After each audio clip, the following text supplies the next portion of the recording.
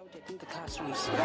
When I ever get a job. The impact of grey listing. The country that we have structured since 1994 is designed for this to happen.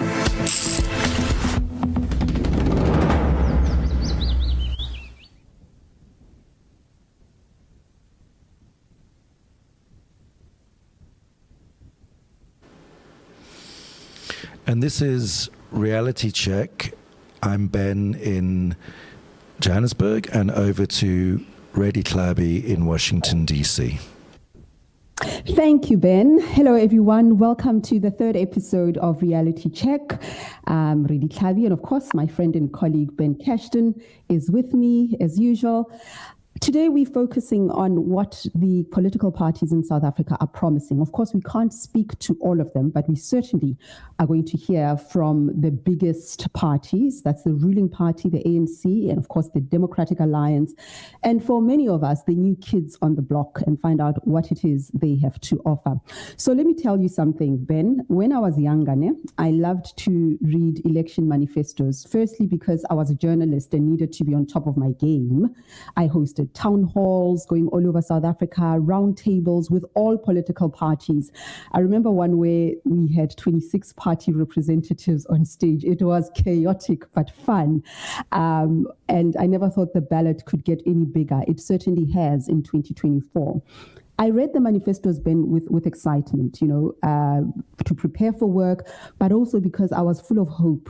You may call it being naive, a belief that these grand plans could actually be delivered. Now, so many years later, age, cynicism, I don't know, or maybe an awakening to the fact that these promises very seldom translate into tangible plans and deliverables. 2004, it was hope, excitement, economic growth. I think we were on 3.4% in 2004. And the ANC won that election with a resounding victory of a 2/3 majority. 20 years later, 61% of young people in South Africa aged 15 and 24 are unemployed. Our homicide rate, 2023, was 45 per 100,000 people, the highest in 20 years. And I really want you to process this and listen to it. The highest in 20 years, our country's per capita murder rate. This constitutes a 50% increase in 12 years, 50% increase in that. So, and then there's the COVID pandemic. It became clear at the height of the COVID pandemic that South Africans are getting hungrier and hungrier. More than 24 million people were living in stressed or higher levels of food insecurity. So we've got problems, guys. We have problems. We have today an ANC veteran. She is an NEC member, she's an economic advisor, she's a thinker and an intellectual, and grew up in the ANC and knows it culturally, emotionally, and intellectually. And we'd love to hear about the ANC plans from Phoebe Potgieter. Thank you so much for joining us. It's very, very nice to be with you. So let's talk about this. The ANC, your manifesto promises to create 3.5 million public sector job opportunities. You mentioned the presidential employment stimulus plan, national youth service, and so on. But the unemployment, can we agree that this is a ticking time bomb that your party has not had a response to for 30 years? Thank you very much, Redi. And just a correction, I'm not the economic advisor. I'm a policy advisor and head of policy and research in the ANC. But good afternoon or evening to the listeners. If one look at our elections takes place at a very important moment in the history of South Africa. It's 30 years, 3 decades. And certainly the figures that you mentioned are indeed true. With regards to the murder rate, with regards to unemployment. Quite interesting, I was talking yesterday to the CEO of the Inclusive Society Institute, and he was mentioning that in 1994, the murder rate was 91 per 100,000. So it was much, much, much higher in 1994. I wasn't aware about it, but I'll check up on that. But I think that having said that, for South Africans, there are four main issues that they're concerned about. The first one is, and it's across generation, is the problem of unemployment. So if you talk to older people, and the ANC Veterans League, when they made their submission to the manifesto, said that we want you to talk about older people. And we thought that they wanted us to include something about pensions. And they said, no, what we want to talk about is what are we going to do about unemployment, because our pensions have to stretch so far because multiple generations live in our homes and they're dependent on our pensions. So it's a multi-generational issue. And this is why the manifesto, we've got 6 priorities. In the 2 first priorities deals with the economy. So the first one is to look at a jobs plan.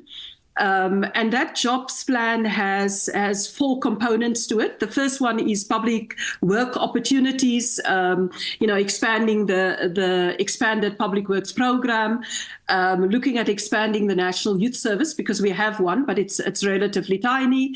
But also look at how do we create employment in the small and medium sector, because it is also an important contributor towards the economy. So that's the one part of our manifesto. And then, of course, the other part of the jobs plan is to engage with the private sector about how do we protect jobs and how do we continue to create jobs within the private sector as well.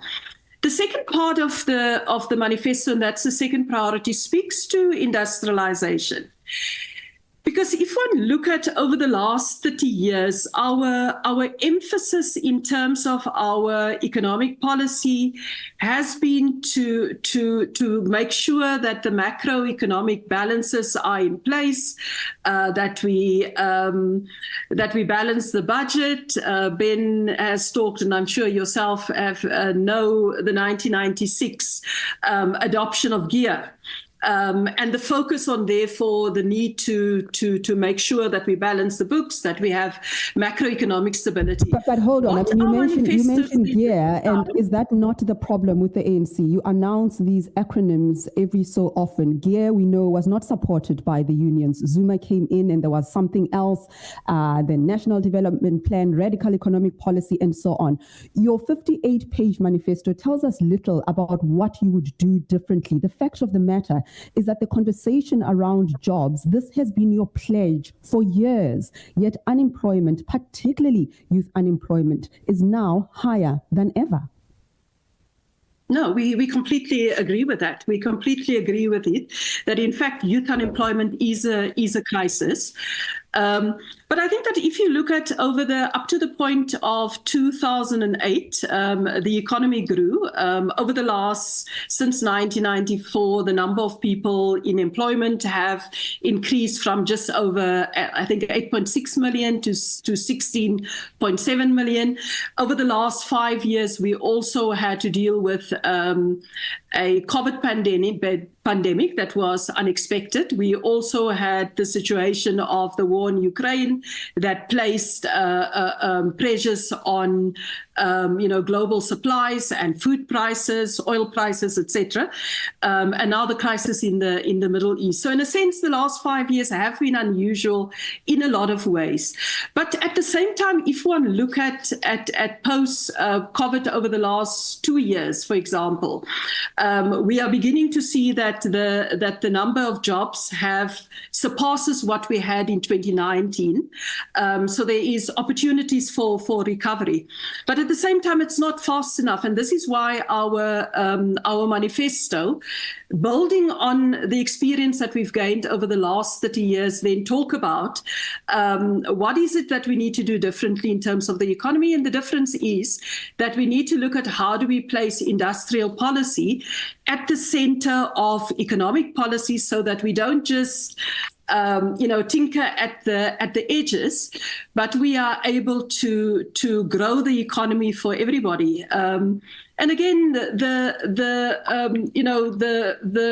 the last 10 years, 10, 15 years, there are policies that have been put in place to do that, the different industrial master plans. If you look at in automotive, in the textile sector, in agriculture, then all of those master plans is in place. What needs to happen now is that we need to coordinate and make sure that they become the center of our economic growth path. You spoke about the National Development Plan. One of the things that we're saying with our manifesto and the 6 priorities that we're putting forward is that we've done that over the last year and a half. To begin to look at how do we claw back so that we can get back on track with those overarching aims of the National Development Plan, which is to reduce income poverty as well as income inequality. And our manifesto is about looking at emphasizing the war on poverty and then, of course, the war on inequality, which means that we have to create jobs, that we need to get the economy growing. And our way of doing that is the focus on industrialization. Phoebe, if I may come in, this is Ben. It's really nice to be in this conversation. And I was reminiscing earlier that you and I spoke, I think it was at the beginning of the 30 years in about 1994, 95. I was in the presidency and you became then, I think, the Secretary General, if I'm not mistaken, of the ANC Youth League. And you were one of the people who kind of schooled me in the history of the ANC and the hopes and dreams of the movement that the ANC led across South African society and the vision for reconstruction and development. Fast forward 30 years, and I feel a sort of emotional letdown, and I want to find out whether you really feel the same emotional letdown by the movement and by the party, because there've been housing programs, there've been health programs, there've been industrialization programs of the kind that you talk about. But most of the aims that we had the Reconstruction and Development Program, of course, before GIA. Most of the aims in the Reconstruction and Development Program, we've done really badly at. We still have many people in the country living without water that they can afford to go on paying for. We have the high unemployment figures that Redi referred to. We have not a stable energy supply or electricity supply to the majority of the population. So many of those early objectives we have missed. And at the same time, we know that we've lost a lot of the resources that South Africa should have been applying to the problems that face the country. Either those resources have left because we've let companies go and list in other parts of the world and finances have gone overseas, or they've been looted, Phoebe, by the ANC. And, you know, my heart bleeds as somebody who is part of this society and wants to see money spent on the needs of the people. Doesn't yours, I mean, at the point of an election, of the 7th election in democracy, do you have some sympathy for those who say, you failed to self-correct? It's your party that was involved in the looting, whether it's a different president, you know, not the current president. We could all get behind somebody else. I mean, my historical emotions are all with the ANC, and yet the ANC has failed to self-correct. I think this is what so many people feel. Don't you have some sympathy for those who say, let's get behind, you know, John Steenhuisen, let's get behind Songezo Zibi, let's get behind Julius Malema, let's see if someone else can do the correction that the ANC has failed to do, and we still bring all of the knowledge and all of the ideas that you guys have, but let someone else do the correction of this problem that we have of looting, of failure to carry policies through and change the society. Sorry about the long speech. That's my question. No problem. I think that let me start off with what you said, that the objectives of the RDP were not met. I think that if you look at the Reconstruction and Development Program, at the core, were a number of programs. The first one is the introduction of a social wage in housing, providing housing to people, water, electricity, sanitation, education, health, so meeting basic needs. That was one of the pillars of the RDP. If one look at the Stats South Africa of 2022, the census, South Africa has come a long way. We are on the cusp in a lot of areas towards universal basic services from a situation where people in 1994 did not have those services. So I think that as part of our body politic, that social wage has been consolidated, and I don't think that any party can come into even in their manifesto to say that we need to do away with that social wage. So I think that that's one of the achievements, and we have to thank the Reconstruction and Development Program for that, to say that meeting basic needs need to be part of the core of what every government must do, and it needs to do that. Now, one of the things that we're saying in our manifesto is that the Better Life for All, which is the promise of the RDP, is something that we need to continue to push, and it's the circumstances in which it takes place differs over different generations. I mean, if you talk to young people today, they say that, well, you can't remind us about water and electricity because as a government you're supposed to deliver that. And it's good that they accept that the social wage is part of the responsibility of any government, no matter who that government is. And I think that that's part of implementation of the Reconstruction and Development Program. Taking that as a step forward, yes, indeed, there are mistakes that's been made, and the ANC have been in power for the last 30 years and has to take responsibility for those mistakes, irrespective of who its leader was. But I also think that, I mean, you refer to the fact that referring to the history of the ANC is 112 years old this year, and part of being a movement that's 112 years old is the fact that correction is part of the resilient DNA of the ANC. I mean, in the 1930s, the ANC nearly died because of exactly the same kind of leadership that you saw today, that you are referring to, that's not interested in people, that's not serving people, that's self-serving. And the ANC was able to self-correct. We certainly of the view that over the last, since 2019 or 2018, the last conference, when we had the change of leadership, there has been a number of steps taken to look at how do we ensure accountability. The ANC made sure that we indeed have the Commission Against State Capture, and we encourage our members to go to the Commission at the highest level, including the President. And to cooperate with that, with this report of the Zondo Commission, well, Phoebe, government is looking at it as well. Let me finish, because you did a very long speech. Allow me to respond to the issues that you raised. So the question that you raised about sympathy for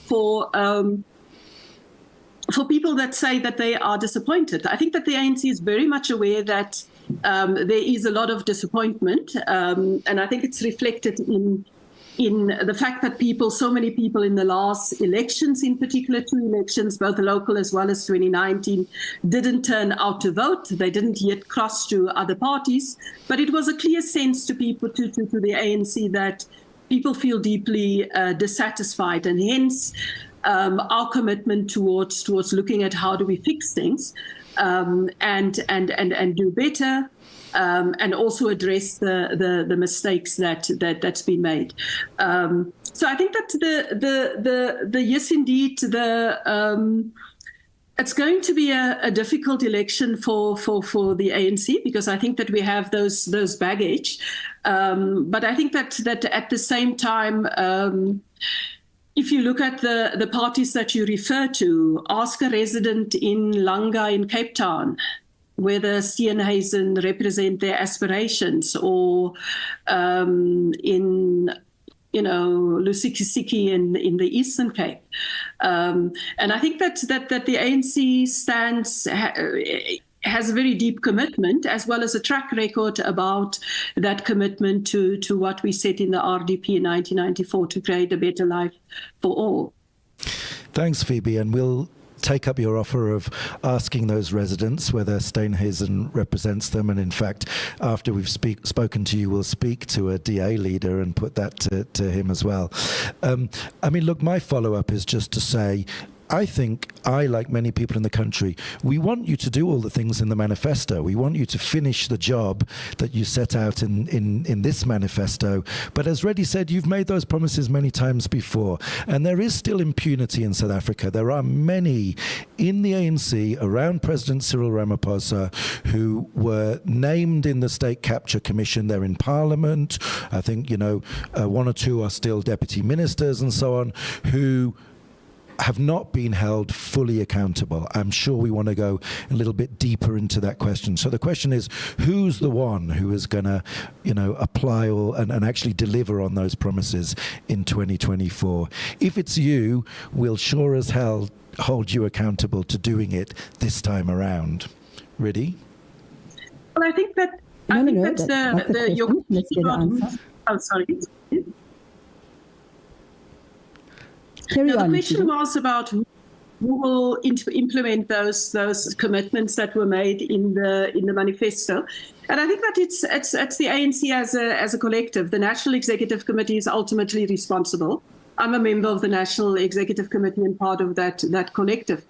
Amongst my responsibilities are, and we talk about it in the manifesto, is how do we make sure that we keep the commitments that we make in the manifesto. We, for example, focus on the need to look at three elements of it. One of them is planning. The second one is accountability, and then the third one is monitoring. To be able to say that we build up the capacity to, as the ANC in headquarters, in provincial offices, regional offices of the ANC, to be able to say that we've said in 2024 that we need to create 2.5 million jobs in public employment, and we need to create 1 million jobs in small and medium enterprises, and to be able on an annual basis, or at least every 6 months, to be able to report on those undertakings, whether we are moving forward on this or whether we are regressing on it.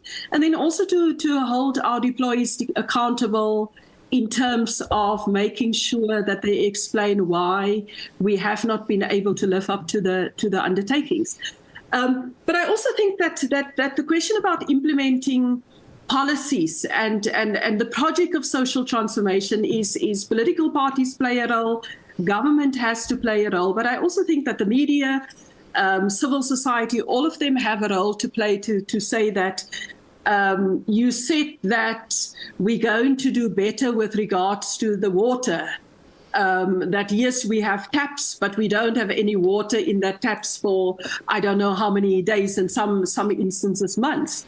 And hold our councillors and mayors and ultimately the Department of Water and Sanitation accountable for explaining why I have to come in those here, problems Phoebe. are not I have to come in here because you're painting a hypothetical scenario where the media and civil society must hold you accountable. We continue to do that. We do it until the cows come home. But what has happened is that the ANC has become very arrogant from the political power that it has. The Auditor General speaks repeatedly about municipalities that are failing. That's been the issue since I was a young intern over 20 years ago.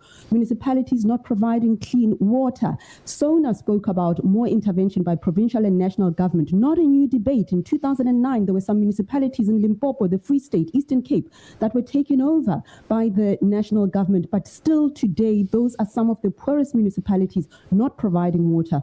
The point is, Phoebe, the ANC has to reckon with the fact that it keeps announcing plans, not holding itself accountable, ministers not wanting to sign performance agreements, and then 30 years later, we're still talking about the same problems of clean water. In the Free State, not a single municipality getting a clean audit. The Auditor General Maluleke told us that only 38 municipalities received a clean audit. That is your legacy, your record. No, I think that you're absolutely right. That is part of the responsibility that the ANC has to take for the governance failures, but also the failures of holding its deployees accountable. One of the things that we have done over the last 2 years since the last conference was to establish a section at department at headquarters to look at, and also in the provinces to look at monitoring and evaluation, something that we haven't done adequately before, so that we are able to respond to the issues that you're raising as the media, as civil society, and be able to call in our, whether it's our Minister of Local Government, whether it is our mayors who refuse to who fails to get a clean audit, year after year. And what we said in the manifesto is that we need to look at those kind of accountabilities. I think that the ANC realized that we can't keep taking the electorate for granted in the way that it has been. And I certainly think that the kind of arrogance that you refer to in some quarters is certainly something that hasn't been helpful. But I think that at the end of the day, we need to get things right. We need to make sure that the promises of 1994 of a better life for all, that promises are being delivered on. And fixing the economy, fixing government, fixing service delivery is certainly part of that. Yeah, I think we see in the manifesto there's a lot of reckoning. The ANC reckons with the fact that it has taken the electorate for granted. There is a part where you talk about returning to your intellectual heritage and so on. In fact, the quote is, "The hardship and suffering of many has led them to believe that the ANC leaders care only about themselves, that we are soft on corruption, and that we do not care about the suffering of ordinary people. We admit we made mistakes as the ANC." That's what you say in your manifesto. But we cannot end with you without talking about social grants. I don't think there's anybody who is sober-minded who doesn't agree that for the most indigent members of society, they need relief. And just before people talk about dependency, even in the most powerful economies in the world, where I am in the US, there is some relief for poor people. In Britain, there is relief for poor people. So it's not a unique thing that South Africa is offering, and nobody talks about dependency there. You say that you strengthen income support through existing social grants and use social distress of relief as a mechanism towards phasing in a basic income support grant, sort of promising the BIG. As things stand, 26 million people are on grants, taking about 232 billion from the fiscus. We need grants, of course, because of the reality of our situation. But at which point, Phoebe, does increasing grants inadvertently reflect some failures to create economic opportunities and jobs? In other words, when the president stands and boasts about the number of people that have been assimilated into the grant system, yes, it is positive, but it also shows that it is an economy that is not employing people. Yeah, no, absolutely. And this is why our manifesto, in its first two priorities, talk about how do we create jobs. Because the reality is that, the people who are on the social grants want to work. They're mainly young people. They are older people that's on social grants. They want to work. They want to be able to provide for their families.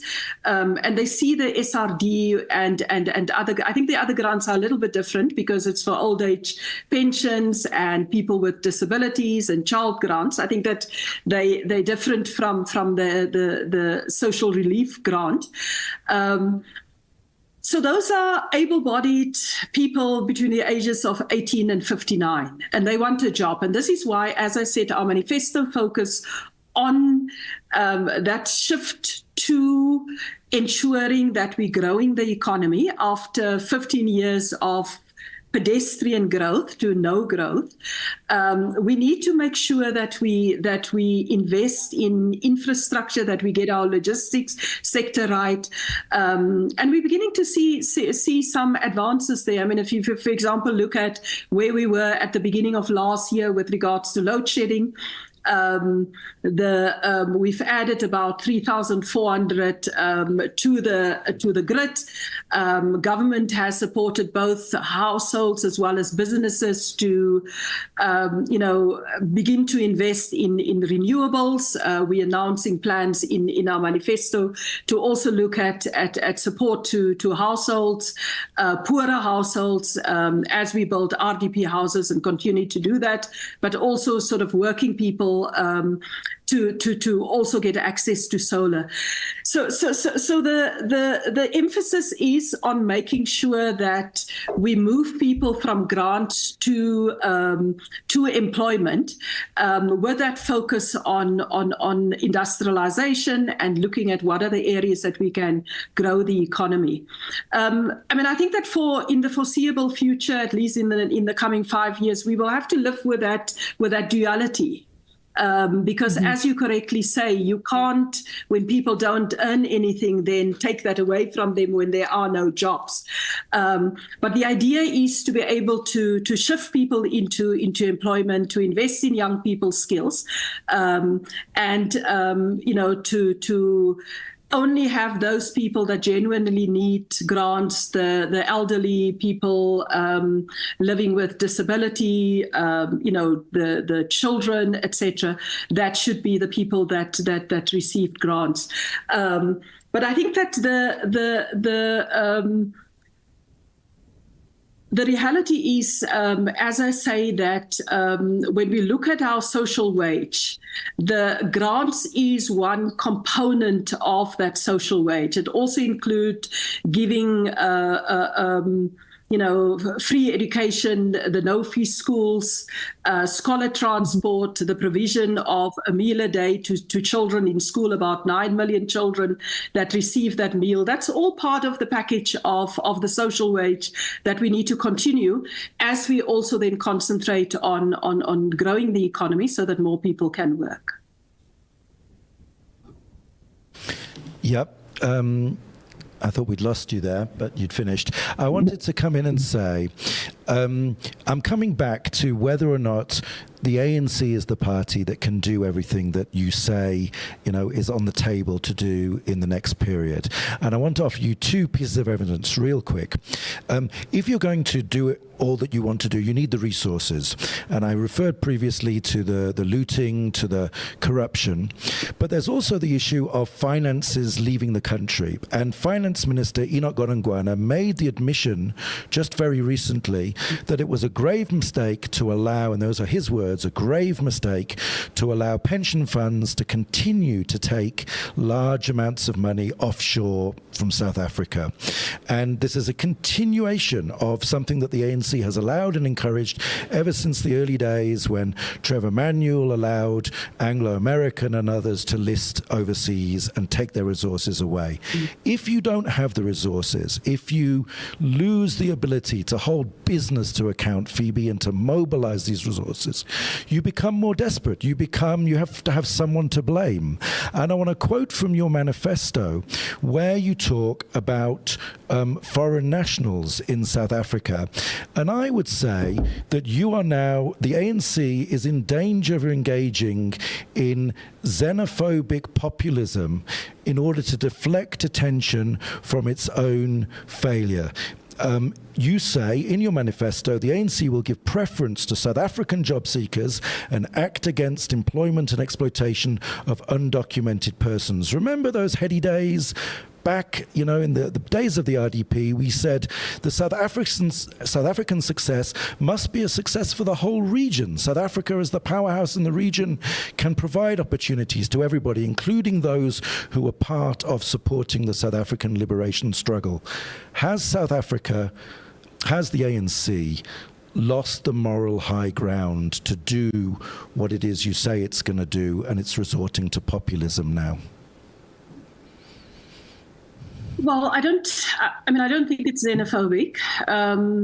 the part of the issues that the manifesto, and it was also raised in our previous manifesto, has raised is the concern from South Africans around the extent to which in certain of the labor intensive sectors, agriculture, the hospitality sector, increasingly South Africans are being crowded out in those kind of sectors. If you look at the policies of countries, across the continent, Nigeria, Ghana, Ethiopia, Kenya, a whole range of different countries, they have policies where there are certain sectors, and particularly when they have a large, low-skilled population, that preference are given to your local population. So that is what our manifesto focuses on. And I think that there's legislation to that effect through the championed by the Department of Labour. The reality is that we understand that there are push and pull factors that result in why people come to countries. And I think that if you look at migration patterns in Africa, most of the migration is indeed amongst African countries. So people go to, in West Africa, tend to go to for economic opportunities to Cote d'Ivoire or to Nigeria, increasingly Senegal, in East Africa to Kenya, Tanzania, increasingly now. In South Africa, it's in Southern Africa, it is South Africa. And this is why we talk about the question about migration, also in the context of the African Continental Free Trade Area and in the context of Agenda 2063, because indeed those policies of the continent speak to the questions about migration. So we need to look at South Africa over the last 30 years have been part of developments in the continent, the work that we do through SACU, the work that we do through SADC, the work that we do through the African Union, and now the African Continental Free Trade Area. That South Africa can't be an island of prosperity for some, and it's not prosperity even internal for everybody, in a sea of poverty. We need to look at how do we develop the rest of the continent so that, there's shared prosperity. But I think that there are inner circumstances where we have the kind of inequality that we face, and where we have the kind of levels of unemployment. It does mean that as a country we need to look at how do we look at our immigration policy and the issues that our population raise. But it is one thing, Phoebe, it is one thing to do that, and the rest of the world is dealing with the migrant crisis, which I think the immigration policies of the EU are very, very racist. What we don't want to become is like Britain, saying we will open our doors in as far as you help us achieve what we want to achieve, but we'll keep outsiders out. I mean, they are predatory and very transactional. We don't want to be that as the most powerful economy on the African continent. We want to set ourselves apart from this kind of imperialist, racist immigration policy that doesn't see Black and brown people as equals to local communities. But I guess the point here, as we close off the xenophobia conversation, there isn't a country in the world. I mean, I'm an expert here in the US. I had to go through the visa process. There isn't a country in the world that doesn't have that. The problem with us is that we've allowed our home affairs processes to be corrupted, to not be efficient. People who are here, well, in South Africa legally, sometimes wait for years to renew their documentation, thereby rendering them illegal, even those who came legally. And then this feeds into the scarce competition for resources, there's xenophobic rhetoric, and so on. And some of the measures that were introduced by Home Affairs have had their constitutionality challenged in the courts. So can we agree that even as we want to provide for our citizens, we do have some international obligations, and we do need to take responsibility for our immigration offering and the failures at Home Affairs? As we let you go and give you an opportunity to give your closing comment. Of course. Let me just say that I think that you're absolutely correct, that we have responsibilities to make sure that our processes are efficient, and hence the launch of the Border Management Agency to concentrate on that. And also Home Affairs needs to improve its system of visas, do more digital, etc., etc. South Africa, we're in a process of looking at immigration and citizenship reform, because that's part of the 30 years we've learned lessons, and we need to make sure that we do it in line with the African Union prescripts on immigration, the status of refugees, etc. And that's what will guide us. It certainly won't be informed by the US and Britain's approach towards this matter. We do have continental framework, and that's what will inform our reform of our immigration and refugee and citizenship laws. Okay, so let's just agree, Ben, that we didn't ask Phoebe everything that we wanted to ask. There is so much more that we wanted to talk to you about, but a conversation has to be about something and not all things. Let me thank you for chatting to us, Phoebe Potgieter-Gqubule, Head of Research and NEC member. She's held various positions in public entities and in the African National Congress. We thank you very much for your time today. And thanks, Phoebe. Now, thank you so much, Phoebe. Now we have Nicholas Nyati. We're hearing from the Democratic Alliance, national youth leader for the DA. He's served in the DA since 2015 as an academics officer of the DA student organization, DASO.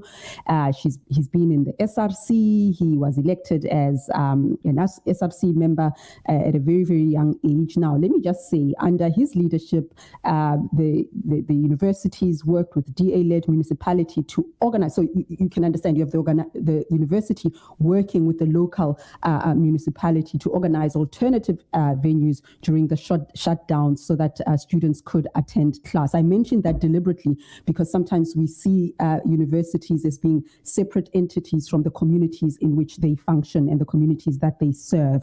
Welcome, Nicholas. Thank you so very much for joining us. I want to start here with you. The DA describes its manifesto as a rescue plan. What exactly are you rescuing us from, or promising to rescue us from? Thank you for having me, Redi. Look, the rescue plan, it comes from the DA having went to each and every area in South Africa. We visited Deep Lusikisiki. I had Phoebe Golding, Lusikisiki, and Olanga. We went to Kwalanga, went to every area in South Africa. And South Africans raised concerns to say we find ourselves in a situation where it's no longer just about our freedom, is no longer just about opportunity, but it's actually about our survival. We need a party that is going to come and be able to at least give us the basics so that we do not die. This was coming from Omama who had lost their children, who drowned in pit toilets in Limpopo, in the Eastern Cape. So that's where the rescue aspect comes from. And with the rescue campaign, we're not saying the DA is going to come and be a messiah for South Africans, but we're actually calling all South Africans to unite under the rescue mission to say, how do we as the DA, media, civil society, and ordinary South Africans work together to rescue ourselves? Let's just talk about the elephant in the room, Nicholas. I've seen some critique of the DA's manifesto, and lots of commentators, at least the ones that I've read, and I'll share more about it later, say that it actually is a very good and practical manifesto, but that your reluctance to talk boldly about any form of Black economic empowerment, your reluctance to deal with race as an employment criterion, and rather replacing it with UN Sustainable Development Goals. I mean, that gets really fuzzy, right? I mean, I work a lot with the United Nations Development, with the UN and UN Sustainable Development Goals. Every country has committed to that. Every country has committed to that, yet Yet, countries are attuned to their own domestic needs rather than what the UN needs as a broader system. Why would you replace any form of Black economic empowerment with UN sustainable development goals? I swear I read something like that in your manifesto. You are correct. We do not subscribe or support triple BEE, and that is because it has not worked. In fact, it has worked in destroying our economy and chasing away investors who want to invest in South Africa. And the reason for this, I will make you an example. When you look at the quota system, I'll use that as an example, that the current government wants to introduce. They say that in terms of, we'll look at provincial population. You go to a province like Limpopo province, where only 2% of the population is colored. What that means is that a company in Limpopo cannot have more than 2% colored people working for it. A government institution in Limpopo cannot have more than 2% colored people working in it. You come here to Nelson Mandela Bay, they say that we must use provincial stats in terms of the quota system to implement employment equity. Come to Nelson Mandela Bay as a region itself, colors form part of 40% of our population, yet in the province there are only 18%. Where are you then saying that those... So that's why we do not subscribe to these race-based policies and quota system, because we believe if you want to redress the injustices of the past in South Africa, you have to rather look at the poverty levels rather than the color of your skin. Because the argument will come tomorrow to say, Redi is not black enough, or Nicholas is much more black than a colored person or than an Indian. And that is what is currently happening. In this country, the elite and those who are seen as black enough. And we can never have that as the Democratic Alliance. It will not help us as a country. In fact, it will destroy us. Hi, Nicholas. It's Ben here in Johannesburg. Thanks so much for joining us. I'm also a little bit puzzled by how you're going to rescue South Africa and who is going to be in the front of your charge to rescue South Africa. And I wonder if you are hopeful that business is going to be the main constituency that's going to help you to rescue South Africa.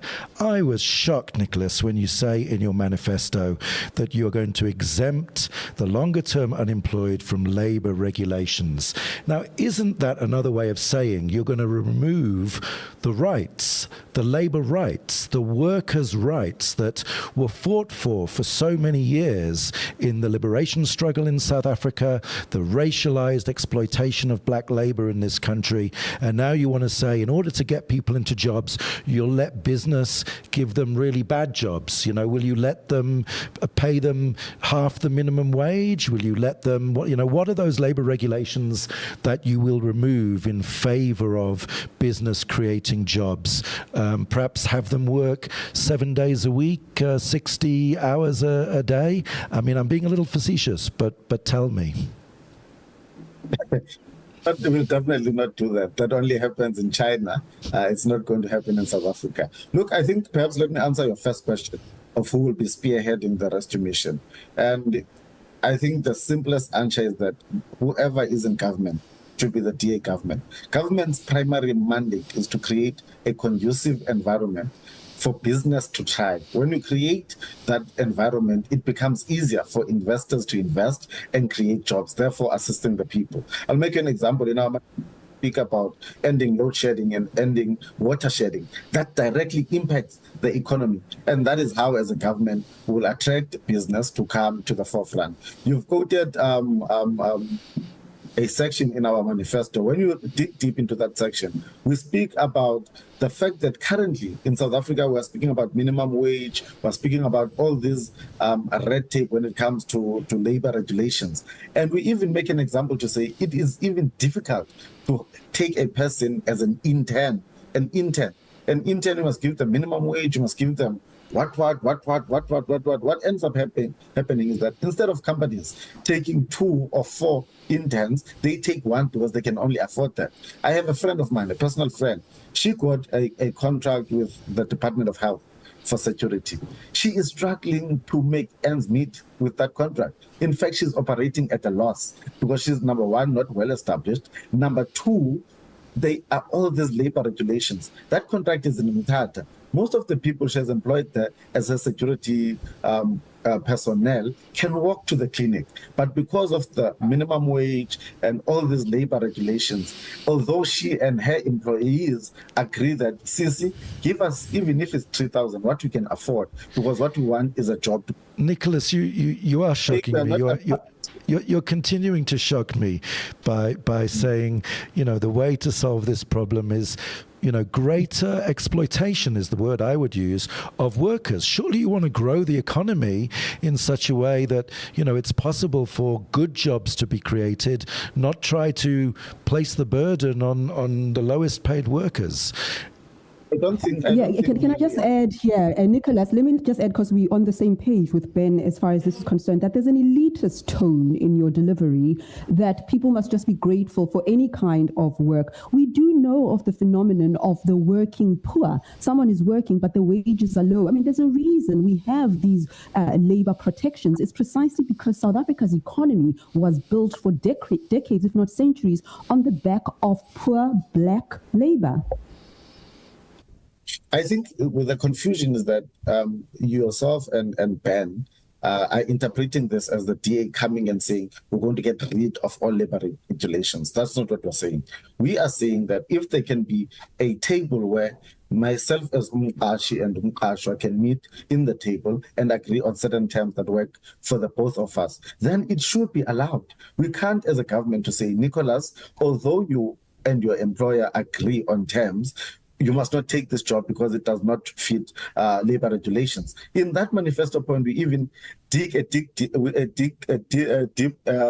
deeper and say, if you look, I'll make an example, VW in 2001 retrenched workers because there was a strike with the unions. We even speak about a strike deposit where unions, if Nicholas doesn't want to protest, unions will force him. If he doesn't want, what is happening in our township? And this is a reality, not something that's written down. They will come and they will ban my house because I wasn't part of a protest. Who does that work for? Is that working for black people? It's not. So what we are saying is that there must be security for the workers, but there must also be security and a conducive environment that is conducive for everyone, including business, that is going to create employment. Nicholas, it sounds as if what the DA is also doing over and above your own offering and so on is to use the ANC's poor track record as an excuse not to implement labor and economic frameworks that are rooted in social justice as well. So in other words, when it comes to the NHI, that the ANC has mishandled and mismanaged hospitals, that there's corruption, we agree, you and I, on that. But the principle of a universal healthcare for all, that the ANC has failed in doing what it was supposed to do with the little that there was, does not mean that our health care system doesn't perpetuate patterns of exclusion for the poor, that the ANC has abused BEE, and I say this without any fear of contradiction. They have done that, but that they have done so does not render the historic imperative for it superfluous. So why are you not attuned to those realities in our society?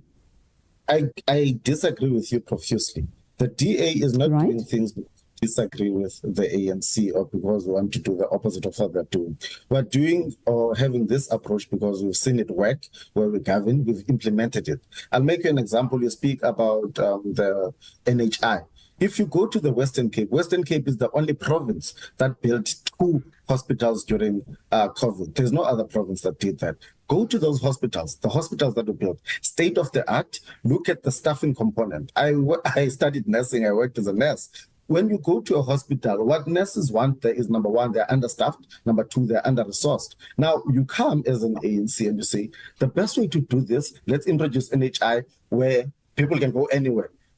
That is not fixing the problem. Fixing the problem starts with doing the basics right. Infrastructure, hiring people. We have more than 8,000 doctors that are not working, but you want to introduce NHI. Why are you not starting to take those doctors and introduce them? We had COVID. We had to go and fetch engineers and doctors from Cuba, yet our own are unemployed. And when we speak about these things, to say NHI will not work in South Africa, we are seen as opposing the ANC, which is not what we're doing. We're actually coming up with I just want to jump in and say the way I see it, and is that you might be in danger of throwing the ANC baby and bathwater and everything all out at the same time in the name of solutions that you say will work, but that there is evidence in some parts of the world are the biggest failure. I mean, look at healthcare. The United States, which, had almost exclusively private healthcare, under President Obama, moved back towards much more state intervention in healthcare because so many people were uninsured. I see in your energy section of your manifesto, you want to get the state out of the power generation business. So let's call it what it is, Nicholas. That's privatization. So I presume you want privatization in healthcare. You want privatization in energy. Do you want sort of privatization in everything? Do you want to work yourselves out of a job when you get into government and just have the private sector run everything? Again, I think maybe my English is not fluent enough. I made you an example. I made you an example about Western Cape, where we built 2 public hospitals. I spoke to you about the challenges that are facing the public healthcare. As a DA coming and saying we need quality healthcare, and I've outlined the challenges to say people in Khayelitsha cannot go to their own clinic because there are no resources. There are no doctors, there are no nurses. I never came here and said every hospital will be a private hospital. I've never said that. Now, let me speak about this energy thing. Eskom in its current form is failing. If you look at how residents get electricity, residents can either get electricity in 2 forms. It's either from Eskom or from the municipality. Both forms is not free, someone pays. A resident in Walanga or Khayelitsha is paid for by the municipality. That electricity is not free from Eskom. Someone pays for it. What we are saying is that Eskom is not giving our people sustainable electricity or a permanent electricity solution. If Ben and Redi can come and give us electricity that we have to buy either way, whether it's from Eskom or any private person, for the people in Langa and Khayelitsha, we have to buy it as a municipality. We might as well buy it for the person who we know give us load shedding, who we know is going to give us electricity all the time. And that is what the DA is saying. We cannot keep paying Eskom as a state for it to sell to our municipalities and still they are not delivering. The cost of electricity from Eskom is rising, and that is because there are entrepreneurs that must eat, who gets the trucks for coals, who buys the fuel, all of these things. But when it's a privatized system, our people still benefit, and at least we know if get rid of him, get another person. I think I heard you saying if it's privatized, the people will benefit. I presume there'll still be, the private sector folks who want to who want to cream off all the fat, just like the tenderpreneurs do now. I'd like to hear at some stage, not necessarily now, how the DA is going to control that corporate desire to extract profit from public services. I didn't see anything in your manifesto, but you'll correct me if I'm wrong, about dealing with the extremely deep corporate corruption in South Africa. Reports saying that South Africa is second in the world when it comes to fraud and corporate corruption. Maybe I missed that section in the manifesto. Redi, you had another question? I want to add, I want to support what you're saying, that, Nicholas, the reality here is that we have political corruption, and you and I think, are in agreement about that it's not sustainable. It has damaged this country. Let's just leave South Africa for just a moment. In fact, no, not leave South Africa. Even with state capture, we saw that it was these multinational companies as well that were feeding off the weaknesses that were in our society.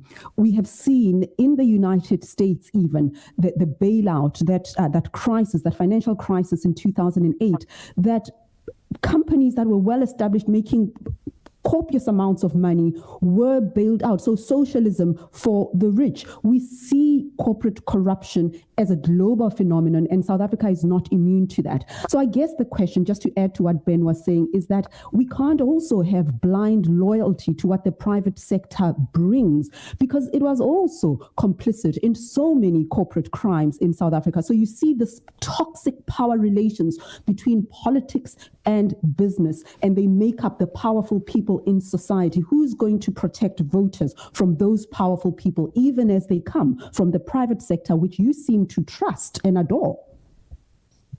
I have nothing against the private sector, the same way I have nothing against the media or anyone. You love them a lot. That's what I'm trying to say. As long as they're doing, you love them too much. Look, as the DA, we hate the private sector the same way we do not hate anybody. We are against corruption, whether it's by government or by the private sector.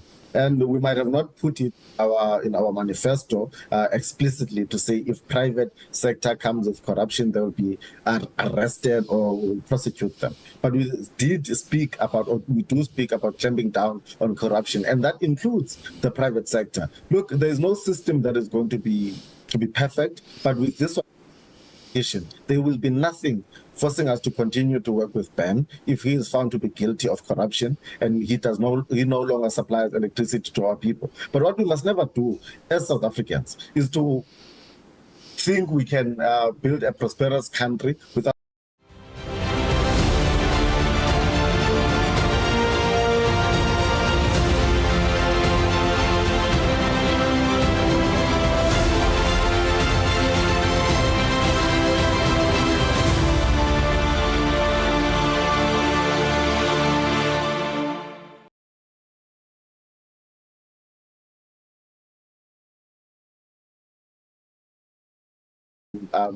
we need to hold each other accountable. And we are doing this where we govern. And I always say this, we are not just comparing ourselves to the ANC, but we also would like to be measured about where we govern. We don't allow any corporate corruption in Western Cape where we govern. We don't allow any corporate exploitation where we govern. Zaki, who else?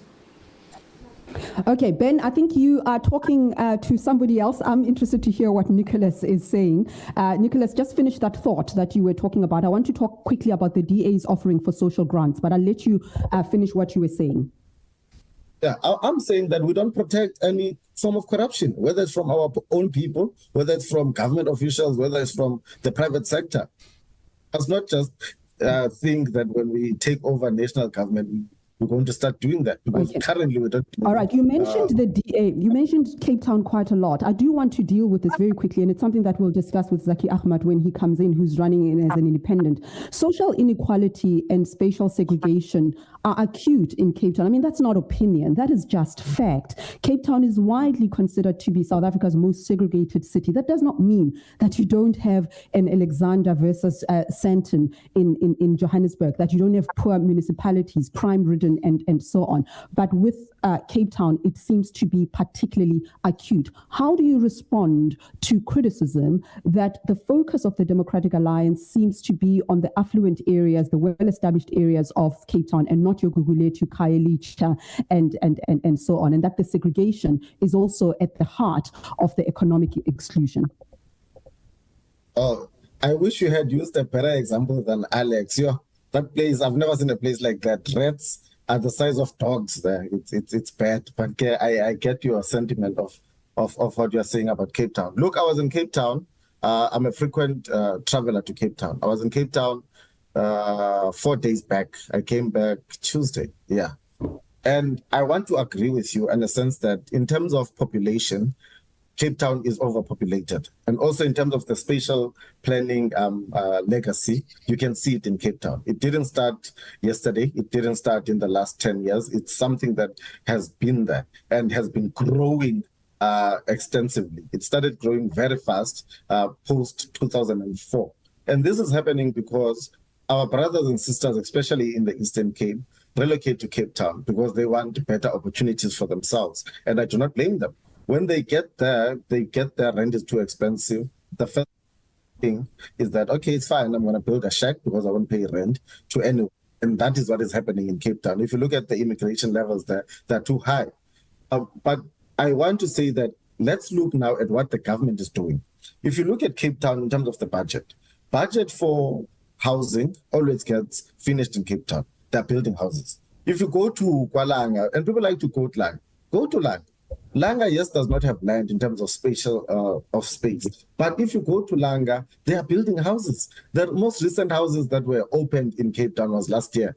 Hasn't happened anywhere in the world. I see Mr. Ahmad shaking his head. You must go and Google this. If you go to Khayelitsha. Yes, there are potholes, but give me any other township that has got a government that goes to Khayelitsha all the time to fix potholes, to fix everything that is happening there. What perhaps we need to do in speaking about Cape Town and all these places, let's take it closer to what is happening in Nelson Mandela Bay. Nelson Mandela Bay is an opportunity hub in Eastern Cape. We have more than 150 informal settlements. No one speaks about that. Anywhere in South Africa where people think there are opportunities, they go and stay there. The people who are staying in Kwalanga, in Khayelitsha, and all those places, I go there, I interact with them. They say so, that at least in Cape Town, I can get a job. At least our government spends on us. Recently, Mayor Jordan... Okay, we speak to different people, but hold on. I'm surprised that what you said about Alex was, what stood out for you in my example of Alex was the size of the rats rather than the desperately poor conditions under which people live, the human lives there, the lack of access to opportunities and so on, which takes me to my last question to you. And Zaki, I want you to come in here, if you can prepare to come in, because I saw you reacting to the description of Cape Town as a city that delivers.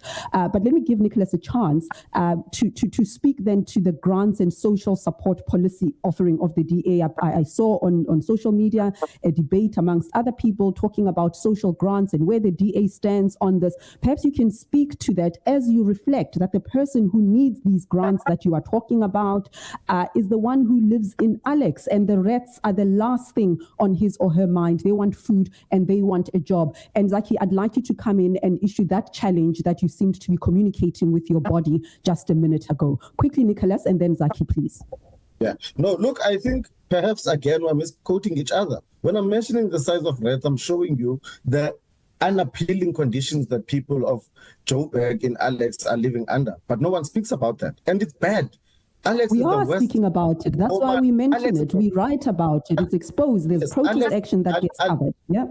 Yes, I've visited many townships in South Africa. Alex is the worst township I've ever seen in my life. And that's why I was quoting those rats. When you go to townships in Cape Town, I'm not saying it's perfect to stay in a township, but at least the people in Cape Town have got access to water, have got access to appluation facilities, have got access to electricity. We cannot say that about the 150 informal settlements in NMP. We cannot say that about the majority of people in Alex. In Alex, you can't even drive there because of the number of shacks that are there. But no one speaks about that. We want to do this comparison in Cape Town. Let's look at where the budget of Cape Town is being spent. We've budgeted over $1 billion to fix the sewer lines in Langa. No one is speaking about that. When we started LEAP officers... I don't know why you keep saying no one is speaking about that. We spent the entire hour putting on the table the municipalities that are failing under the ANC. I mentioned Alex precisely because it is relevant. It seems that you are doing exactly what the ANC does, this one-upmanship over the poor people's lives, where they point out Khayelitsha Guguleti just to show the DA. And here you are harping on about Alex just to show the ANC. I raise that myself because it is an issue. This one-upmanship over poor people's lives is exactly what is wrong with South African politics, and you are doing it right now. You are doing it. Okay, I apologize if that's how it comes across, but I've only mentioned Alex once, and I mentioned Langa about LEAP officers. I mentioned Langa about having electricity. I mentioned Langa and Khayelitsha about having roads that are not perfect, but better than most townships that I've seen. I've mentioned Langa about the people in Langa who stay there who say, Nicholas, I would not move here because at least I can get a job in the city of Cape Town. I've mentioned about all the interventions that we've done in the city of Cape Town. I've mentioned about the R1 billion budget that we are putting in there for a sewer upgrade. Langa was not meant to be an area that is going to accommodate hundreds of thousands of people. Langa in its initial planning was only meant to accommodate less than 80,000 people. But because of the growing population, the city is investing there. If you go to the city of Cape Town, majority of our budget is spent in these areas that people are saying we're not servicing. It's not even us, it's legislated. You cannot spend less than 60% in your previously disadvantaged areas. And the only part of this country where that is happening is in the city of Cape Town. My argument is to say, at least go to Langa, interact with the individuals there, and compare. and compare what the interventions that the government is doing. Sometimes okay, Nicholas. Topic gets very tired. We get blamed as if we are the ones who took 500,000 people and put them in a place where it's only supposed to accommodate 50,000. I want to say, we're going to have to let you go in a second, Nicholas, and we're really grateful that you've spent this time reflecting on the DA's record and talking about your policies.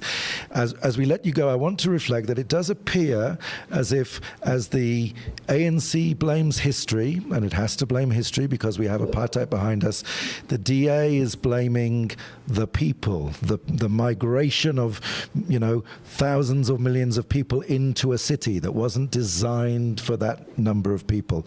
But there's a lot more we need to talk to you about. We need to talk to you about international relations and Palestine. We need to talk to you about your record in other cities, your policies towards non-South African nationals. So we'll have to have a second conversation with you. We're going to let you go now. Thank you so much for spending your time with us. As a young leader in the DA, I think you do give us a glimpse of youth leadership in the country, even if we disagree with some of your policies and we challenge you on your hope that the private sector will save us.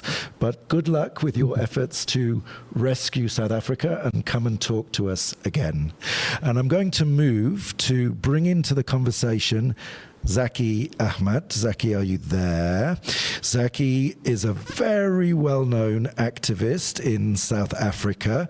Many know him for his years of activism in the access to medicines movement, antiretrovirals, when as a member of the ANC, he turned round to his comrades. He did something which is so rarely done and said, you've lost the moral high ground. This is what you should be doing. And eventually he had to leave the party because the battle had to be fought on the streets. And Zaki, we've got to let you reflect on what the DA who run the city that you live in have been saying, but we need to note also that you're coming back into politics, so we need to make sense of this move from being an activist to standing as an independent in the elections. When you speak to us now, do you speak as a community activist? Do you speak as a future politician who we're going to have to hold to account? And then feel free to reflect on what you've heard from the DA representative. You are so welcome today. Ben, Redi, I'm very happy to be here. I'm sorry I was a bit late. Perhaps I want to start off by saying that the world is in a very deep crisis of inequality, of injustice, of a range of social, economic, political, and cultural struggles that have led to the rising of populism. The depth globally of the disaffection with representative politics, the disaffection with political parties, arises from a global economic system, which we can call capitalism, but it's a global economic system which has led to the most extreme economic inequalities of our time, not simply in South Africa, but globally. Right now, we, of course, have our very own particular economic crisis, but all I've heard so far from all the politicians is that we're going to address job creations and so on. There isn't an analysis from any of our politicians of what is happening globally in terms of the economy, what is happening with financial flows, what is happening with the trade barriers and that are coming, and the trade freedom that exists that is taking jobs away. Now, I'm not someone who believes in closing borders, but what I am saying is that there needs to be an analysis of the fact that our economy is linked to the global economy and that politicians and political parties are not paying attention to this. That's the first question. The second question is that we have a rise of populism and fascism. If you look at the latest result of the MK party in Mpumalanga by-election, I think it makes a joke of anyone else of the smaller party saying they're going to win anything in that area, because there's clearly a much stronger force than anyone else, other than the DA, the EFF, the IFP, and the ANC, with MK within that. In the Western Cape, the smaller parties imagine that they can become the opposition and so on. Let's be absolutely clear about this.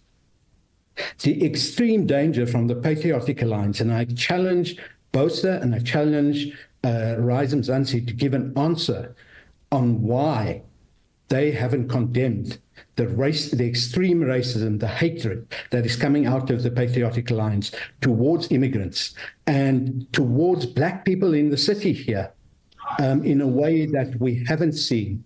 So the critical question is that our politics, people are angry, people are frustrated, they're not ready to deal with political parties in the way they did.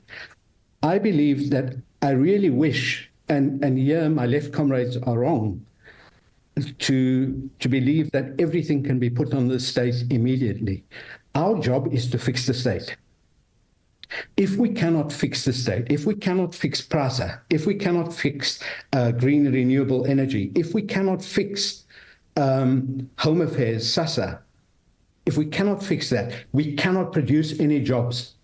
And I haven't seen any party specifically addressing how the Public Service Act, how Section 195 of the Constitution is going to deal with it. For me, my campaign is a knowledge-based one, run with working class people in communities. And that knowledge-based campaign is to address the question of what does Section 195 of the Constitution say.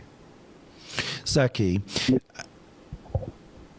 I want you to be, we lost you a little bit there, but I want you to be in Parliament. I mean, you know, we were saying in our last reality check, gone long time ago are the days of saying, well, I'm keeping my vote a secret, I'm keeping my feelings a secret. I cannot imagine why any South African would not want Zaki Ahmad in Parliament. And if you have the ability to make sure that Zaki is in Parliament, I mean, I have to understand how the whole thing works with independence running now. You have to help us to understand that. We should put Zaki in Parliament, but the question is, what are you going to do as one voice amongst so many powerful blocs? The DA are with business. The ANC have not finished looting. There's no question about it. All the others. Tell us, how are you, I mean, you know, you should be in Parliament, Zaki, but what are you going to do on your own in Parliament? Well, first, I'm not going to be on my own. My campaign is used to build a movement. And when people say to me, you're going to be our voice, my response is very simple. I do not want to be your voice. I want to help bring your voice into Parliament. Redi will remember that with our first Parliament, you may even remember then, with our first Parliament, the MPs used to open their doors to wave us in, to say, please come and tell us what is needed. Please bring community representatives to address the question. Please bring progressive experts to deal with the Chamber of Mines, to deal with the medical schemes, which was at that time a huge corporate industry. In doing that, Parliament was open to all of us. And our Constitution enshrines two things: participatory democracy and participatory governance. You can read that in Section 195 of the Constitution, and you can read it in how the National Assembly should work. And from the time of the National Coalition for Gay and Lesbian Equality, when we worked with a broad range of allies across parties to ensure that sexual orientation stayed in the Constitution, to work with Disabled People South Africa, the Black Sash, on questions of the child support grant, on questions of ensuring that the disability grant goes across the board. These were questions, when Parliament worked, we took the voices of working class people into Parliament. And when I say we, I don't mean me, I mean a range of comrades I've worked with over many, many decades. So I believe most of Parliament's work happens at committee level.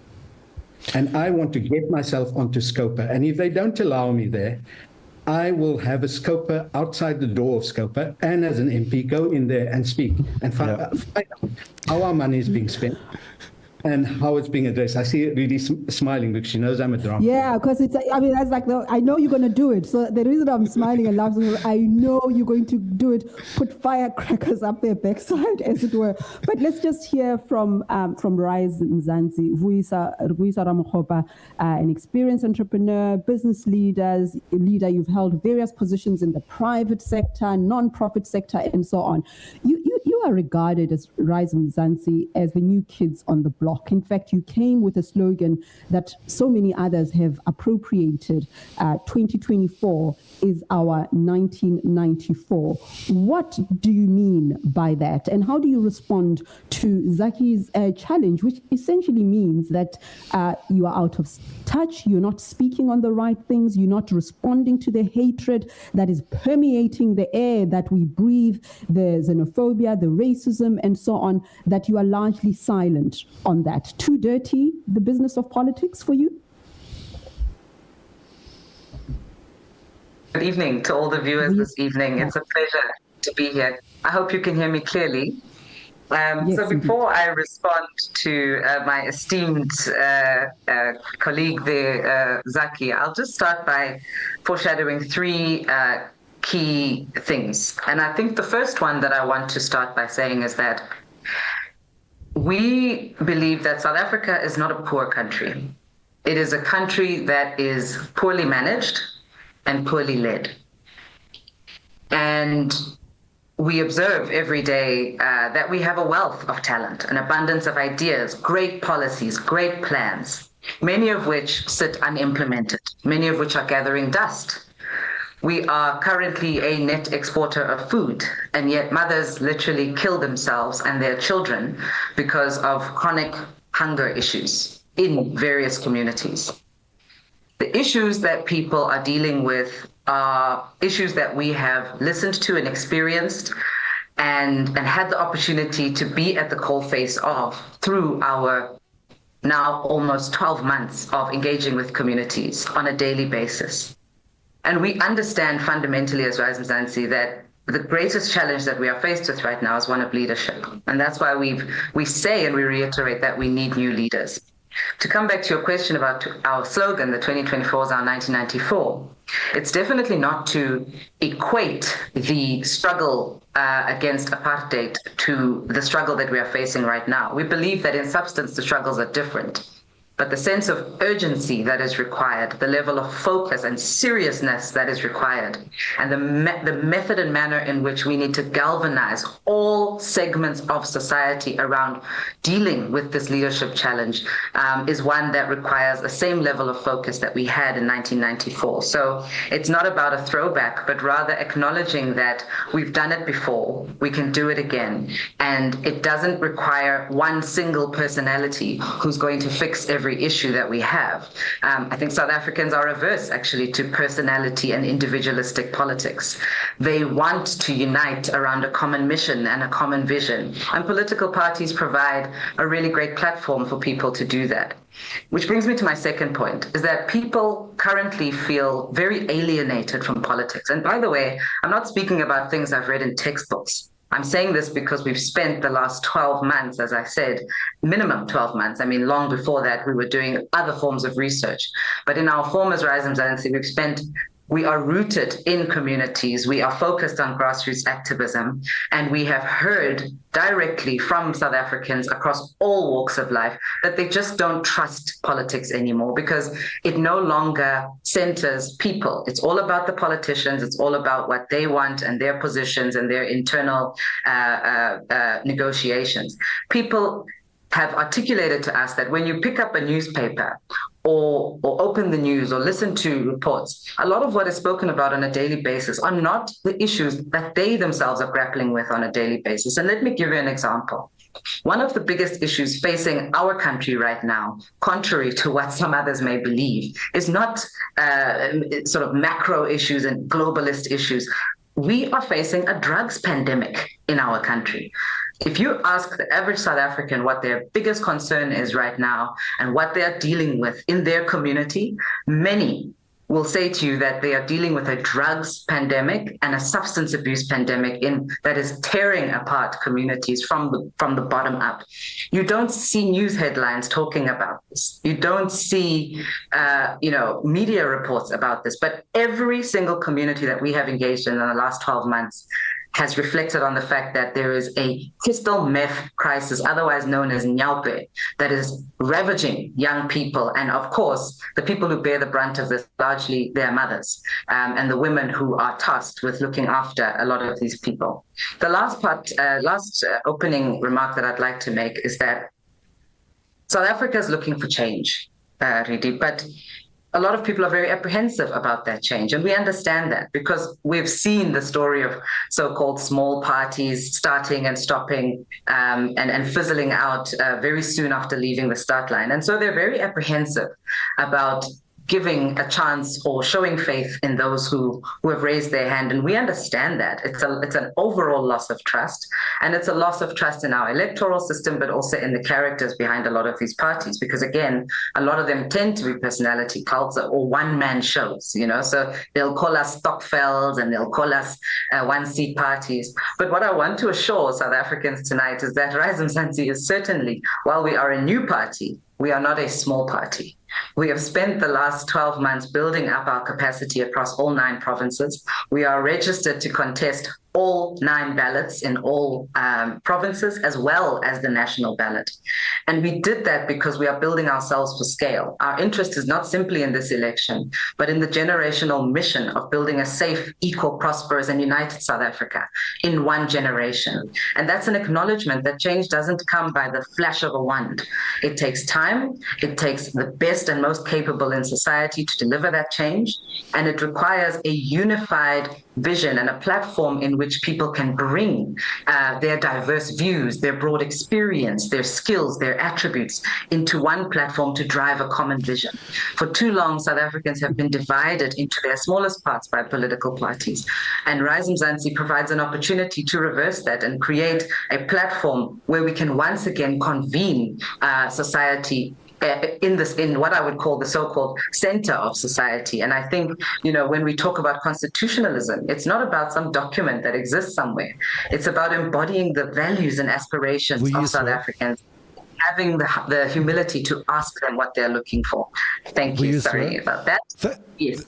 This is Ben in Johannesburg. Hello, Ben. You speak with such amazing passion and we believe you and we want you. I mean, I don't know who I'm speaking for, but I believe you and I want your voice in this parliament alongside all those tired voices that are almost certainly going to be there as well.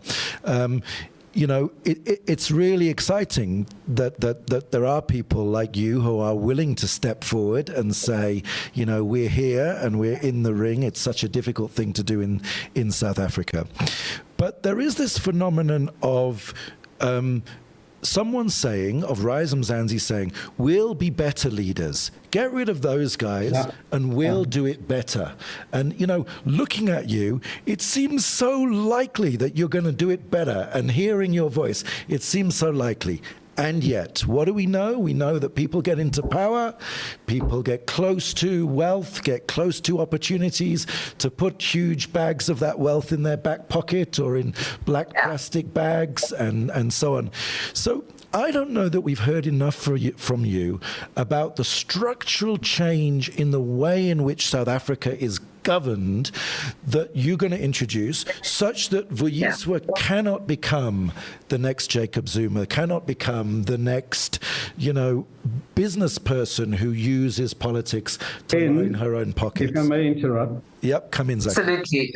And I'd love to come in on that point, Ben, let Zaki add something to it. We can have a bit of a conversation here, and we'll definitely come back to you to answer it. I'm going to tackle Vuyiswa on the question of globalism. Drugs Vuyiswa is a global problem, and its trafficking across borders is a critical one. To understand the global drug traffic is essential if you're going to address the question of where those drugs come from. I haven't listened to people for a year. No one ever in any community. Hold on, please give me a chance. I haven't listened for people for a year or a few years. I know what the problems are.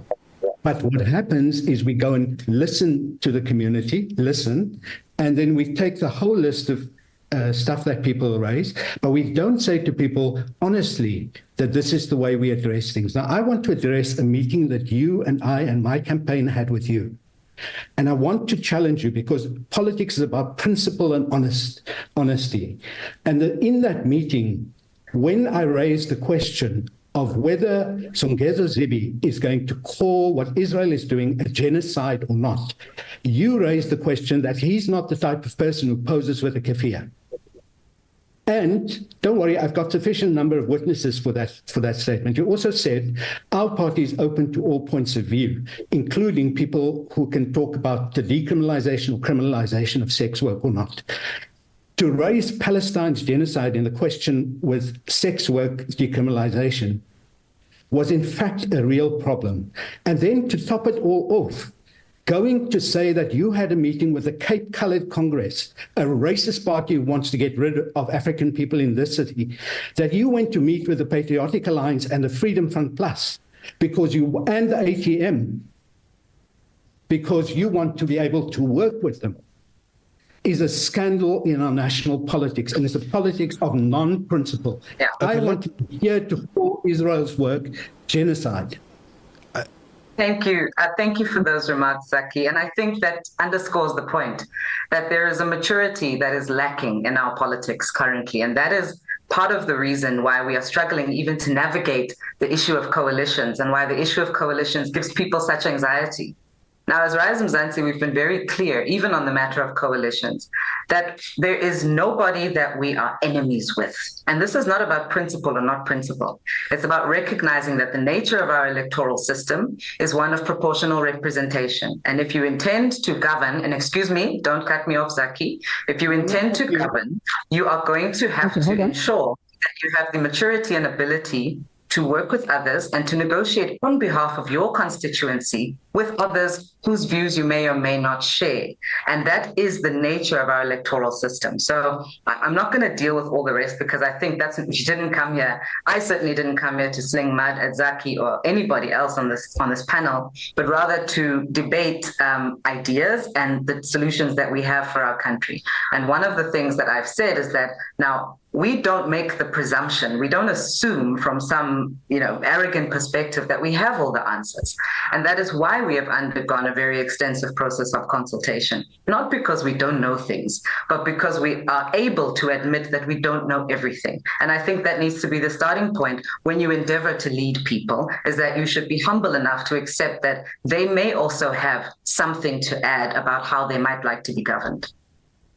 Okay. Ben, you raised your hand. Did you want to say something? I want to bring in Ayanda Ali, who is the Director of Communications for BUSA. Ayanda was a colleague for many, many years as a journalist and a writer. And congratulations on your master's, by the way. I must be honest, I see that there are lots of accusations around clever blacks and Vuyelwa and Ayanda with all your accents and all of that.